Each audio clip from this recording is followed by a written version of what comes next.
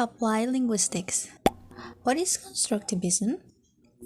Well, constructivism is divided into, let's say, branches. And in fact, it is in three, but I'm just going to talk about two, which are cognitive constructivism and social constructivism. What are the differences? Well, cognitive constructivism says that learners construct their own representation of reality. So it is more about like cognitive processes that happens in our mind, and in social constructivism, children's thinking and meaning making is socially constructed, emerges out of their social interactions with their environments. So in social constructivism, it is more social centered. Like it is said that learners acquire the knowledge by having interaction with the social environment and with the context.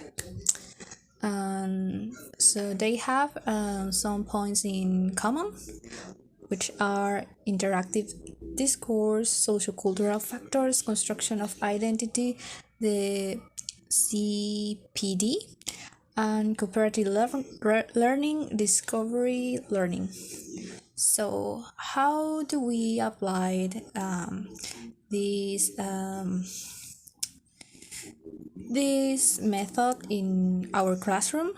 Well, we as teacher must pose questions and problems to our students, and then we need to guide the students to find their own answers to these questions and problems. There are also three factors that influence learning constructivism, which are activity, concept, and culture.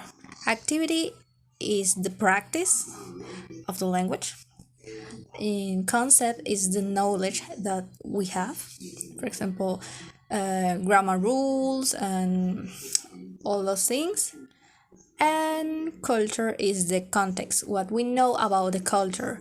So these three factors are like linked together to make the learner acquire the language.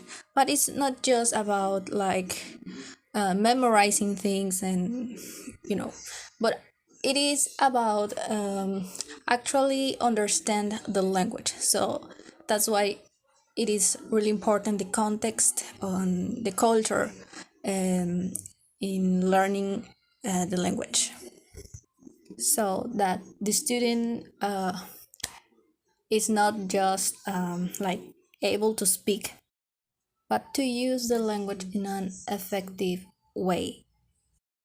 With this, I mean that they can recognize situations and use the language and all the resources in an efficient way.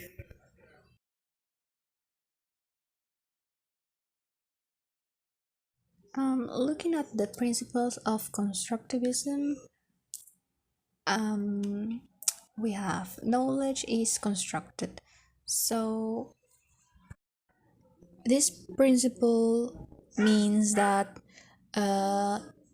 students have previous knowledge and experiences, and that based on those experiences and all this previous knowledge, they are going to build or construct the new knowledge about the language.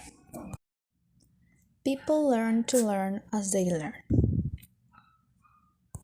¿El para qué cosa de quién? This may result a little bit confusing maybe, but it just means that students learn not just one thing but many things at the same time.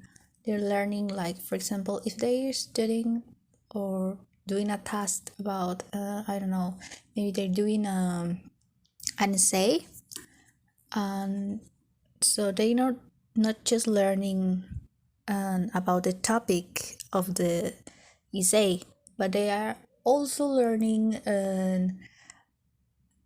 principles of grammar and writing as well. And another principle says learning is a social activity.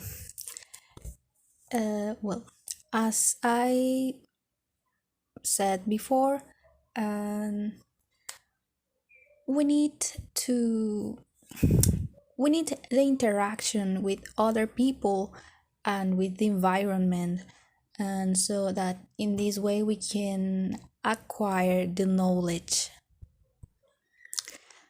Another important principle of constructivism is learning is contextual. So everything that we learn need to be connected to what is around us. We don't learn just things in isolated, but things that are linked to our daily life, for example.